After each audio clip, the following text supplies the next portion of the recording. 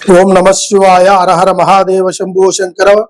పెద్ద ఉసాయి పేరంటాలు ముగ్గురు నరసింహులు ఇప్పాచేసులు కలకత్త కాళి మధుర మీనాక్షి కంచి కామాక్షి. ఓం నమ శివాయ. పరాభావనామ సంవత్సరం. ఈ సంవత్సరంలో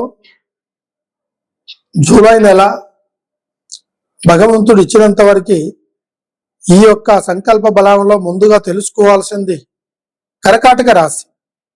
ఈ కర్కాటక రాశి గల వాళ్ళే ఆలోచన, ఆదాయము, రాజపూజితము, అవమానం. ముందుగా ఆదాయం 8, ఖర్చు 4, రాజ్యపూజితం 6, అవమానం 1. ఏకాగ్రతగా ఏకతాటిగా నిలబడే ఒక సంకల్ప బలంతో ఈ యొక్క కర్కాటక రాశి గలవాడు ఖచ్చితంగా ముందు అడుగేసే అవకాశాలు ఖచ్చితంగా ఉంటాయి.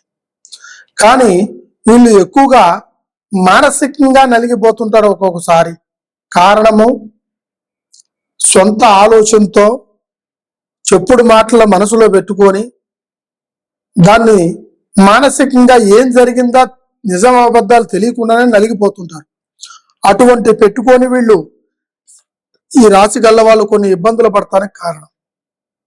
అయితే ఈ రాశి గల్ల వాళ్ళు ఎక్కువగా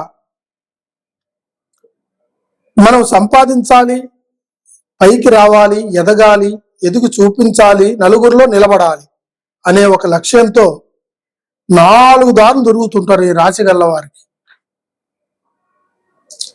అయితే ఈ 4 దారులల్లా ఒక్క దారైనా మనకి నిలబడకుండా పోతుందా, దొరక్కోకుండా పోతుందా, గమ్యానికి చేర్చకుండా పోతుందా అన్న ఒక ఆలోచన ఎక్కువగా ఉంటుంది.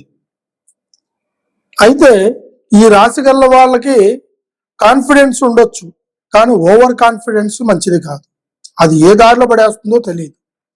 రెండోది ఏకాగ్రత అంత అవసరం, నిదానము దానికి మించిన అవసరం అవుతుంది. ఏ పని చేసినా కూడా మనస్ఫూర్తిగా చేయాలన్న ఆలోచనలు చేయగలుగుతారు.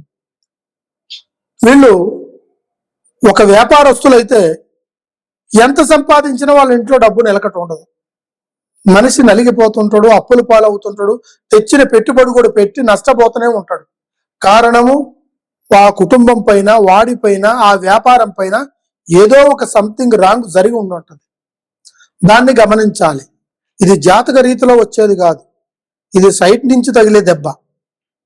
ఎందుకంటే ఈ ప్రభావం వల్ల కొంతమందికి రాశి ఫలితాలు చూసుకుంటూ ఎందువల్ల రాశి ఫలితాల్లో మంచిగా ఉంది, మరి బయట ఈ విధంగా జరుగుతుంది ఏమిటా అనే ఒక సందేహాలు కూడా కొంతమందికి ఉంటాయి.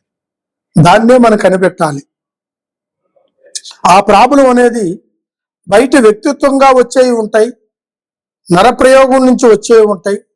కావాలని కుటుంబంలో వ్యాపారాన్ని ఎదగనీయకుండా ఆ సంసార సంకల్పంలో కొంతవరకు లేనిపోని చికాకులు కల్పించేసి ఆ వ్యాపారము, ఆ కుటుంబము, ఆ ఆర్థిక సమస్యలను పడేసి వాళ్ళని ఆ విధంగా చేయటానికి కొన్ని ప్రయోగాలే కారణం. కంటికి కనిపించవు. మనిషిని చంపే జీవరాశి కూడా కంటికి కనిపించదు. దాంతో ఆ వైరస్తో మనిషి పోరాడుతూనే ఉంటాడు. అదేవిధంగా మనకి నష్టాలు జరుగుతున్నాయి, వ్యాపారం అభివృద్ధి కావట్లేదు, డబ్బు నిలబడుతులేదు, సమస్యలు పెరుగుతున్నాయి అంటే కారణం కనబడిన ఒక సమస్య మిమ్మల్ని ఎక్కడో ఏ మూలలో సంభవించి మిమ్మల్ని ఎదురు దెబ్బ కొట్టాలనే ఒక ప్రయత్నంతో అది మీ చుట్టూ తిరుగుతూ ఉంటుంది. దాన్ని మనం వ్యక్తిగతంగా కాకోకుండా మనం కొంతమంది స్వాముల దగ్గరికి పోయి మనం జాతక బలాలు చూపించుకుంటాం. కానీ ఇది జాతక బలాల్లో వచ్చి చూపించే ఒక సూక్ష్మ జీవి కాదు. ఇది బయట మనల్ని ఎదగనీయకుండా చేసే మనస్తత్వంతో వాళ్ళు చేసిన ఒక వింతైన ఆలోచనలతో మన మీద పెట్టే ఒక చెడు చూపుల వల్ల వాళ్ళు మన మీద చేపించే ఒక ప్రయోగాలు, అది బంధువులు కావచ్చు, బయట కావచ్చు, స్నేహితులు కావచ్చు, మనల్ని ఎదగనీయకుండా చేసే ఎదుటివాడు కావచ్చు, మన వ్యాపారానికి ఆపోజిట్కి పెట్టేవాడు కూడా ఉంటాడు. అదేవిధంగా ఉద్యోగులు అయితే ఆ ఉద్యోగం అనేది చేతికి వస్తుంది, కానీ ఆ ఉద్యోగం వల్ల మనశ్శాంతి ఉండదు. ఎందువల్ల అంటే చుట్టుపక్కల ఉండేవాళ్ళు నా వాళ్ళే అనుకుంటాం, కానీ అందులో శత్రుత్వం కూడా ఉండేవాళ్ళు ఉంటారు, ఎదగనీయకుండా ఉండేవాళ్ళు ఉంటారు. పై అధికారి ద్వారాగా మీ విషయాలన్నీ చేరేసి మీ కుటుంబంలో లేనిపోయిన చికాకులు, మీ యొక్క ఉద్యోగంలో మీకు లేనిపోయిన కలహాలను పెట్టి ఆ ఉద్యోగం నుంచి మొత్తానికి సస్పెండ్ అయ్యేలాగా చేసే అవకాశాలు కూడా కొంతమంది కలుగుతాయి. వాటిని కూడా జాగ్రత్తగా చూసుకోవాలి. ఇక కొంతమంది అయితే విద్యారంగంలో చదువుతూ చదువుతూ జ్ఞాపక శక్తిని కోల్పోతారు. మనశ్శాంతి ఉండదు, ప్రశాంతత ఉండదు, పెద్దలు చెప్పిన మాట వినరు. వాళ్ళు కాలేజీ అంటూ అక్కడికంటూ ఎక్కడికంటూ పోయినా కూడా వాళ్ళు ఏకతాటిగా ఏకాగ్రతను పెట్టి చదివేది తక్కువగా ఉంటుంది. సమస్యలు అనేది ఏదో ఒక రూపంలో వస్తుంటాయి. ఇకపోతే భార్య భర్తల మధ్యలో కలహాలు, చిన్నదానికి పెద్దదానికి అయిన దానికి కాని దానికి గొడవలు పెట్టుకొని అమ్మాయి అత్తగారి ఇంటికి వెళ్ళిపోవడము, అబ్బాయి మానసికంగా నలిగిపోవడము, ఇటువంటివి కూడా జరుగుతూ ఉంటాయి కొంతమందికి.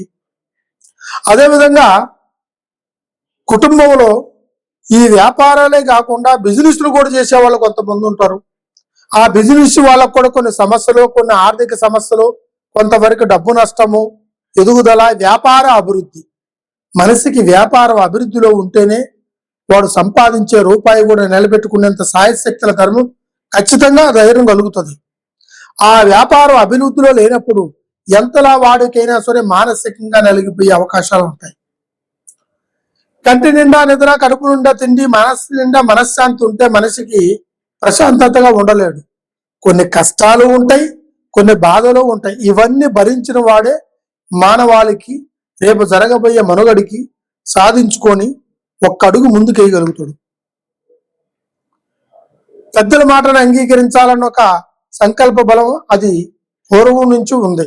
కానీ ఈ రోజుల్లో పెద్దల మాటను అంగీకరించేది ఎవరు? ఎవడు తెలివితేటలు, ఎవడు సొంత కాళ్ళ మీద నిలబడి ఎవడు సంపాదించుకుంది వాడిదేని ఒక సొంత ఆలోచనలతో ముందుకెళ్తున్నారు జనాలు.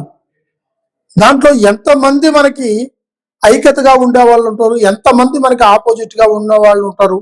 మనకి లేనిపోయిన కలహాల్ని, లేనిపోయిన చికాకుల్ని కల్పించి మనం పచ్చగా బతుకుతుంటే ఓరవ లేకుండా ఉండి ఆ సంసారంలో చిక్కులు పెట్టే వాళ్ళు ఉంటారు. ఇటువంటి సమస్యలు చాలా ఉంటాయి.